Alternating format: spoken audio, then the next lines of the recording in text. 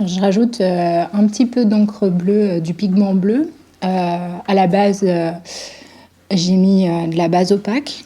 On met vraiment quasiment 100% de base opaque quand on veut une couleur opaque. Et si je voulais une couleur transparente, je mettrais 100% de base transparente. Et puis c'est important de la tester parce que souvent les bases transparentes, là c'est une base opaque, ça se voit, mais les bases transparentes, elles vont pas sortir pareil. Moi je suis un peu une flemmarde, les trous qui sont dans mon cadre que je veux pas imprimer, je les bouche au scotch. Il y en a qui vont mettre du produit d'induction exprès. Ça c'est mes petits calages.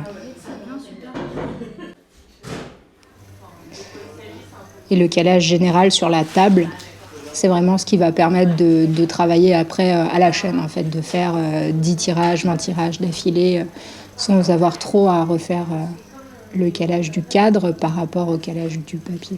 En fait, j'ai mis des scotch et je m'assure que je suis bien dans mes croix de scotch. Et comme ça, je peux tirer rapidement.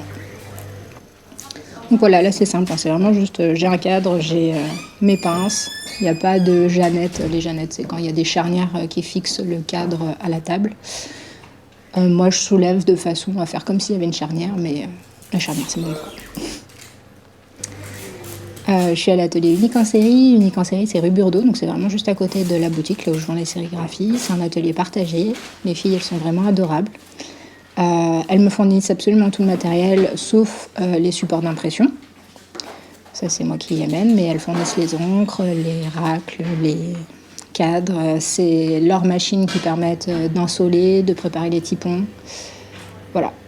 Donc là, je suis en train de faire ma seconde couleur. Et c'est bien calé.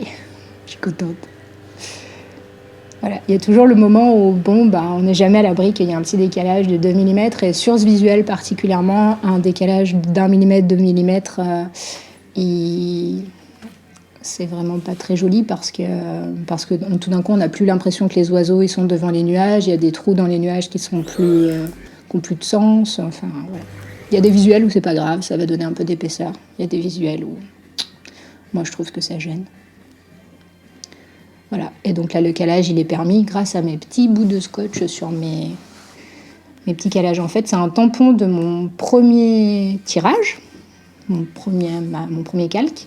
Voilà, je suis en train de regarder et du coup, je vois à travers là où il faut que je superpose le trou et le visuel en dessous. Et quand ça superpose parfaitement, ça veut dire que ma seconde couche sera parfaitement superposée avec ma première couche.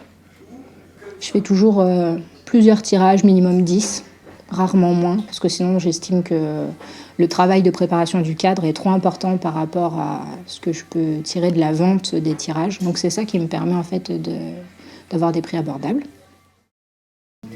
Alors le nettoyage, ce qui est cool, c'est qu'il faut savoir qu'on récupère l'encre. On évite au maximum le gaspillage pour en nettoyer le minimum et aussi pour des questions écologiques. Les encres qu'on travaille, c'est des encres à l'eau, donc on peut les envoyer dans le tout à l'égout, on les nettoie au Karcher et avec un produit vaisselle, en fait, tout simple. Donc c'est vraiment pas des produits violents comme on peut avoir dans les industries qui utilisent des encres plasticelles, donc à base de plastique, en fait, de pétrole. Et ça n'utilise pas trop d'eau, un Karcher, c'est cool. Voilà, donc là, mon cadre, il est prêt à resservir ou à être dégravé pour servir pour un autre dessin.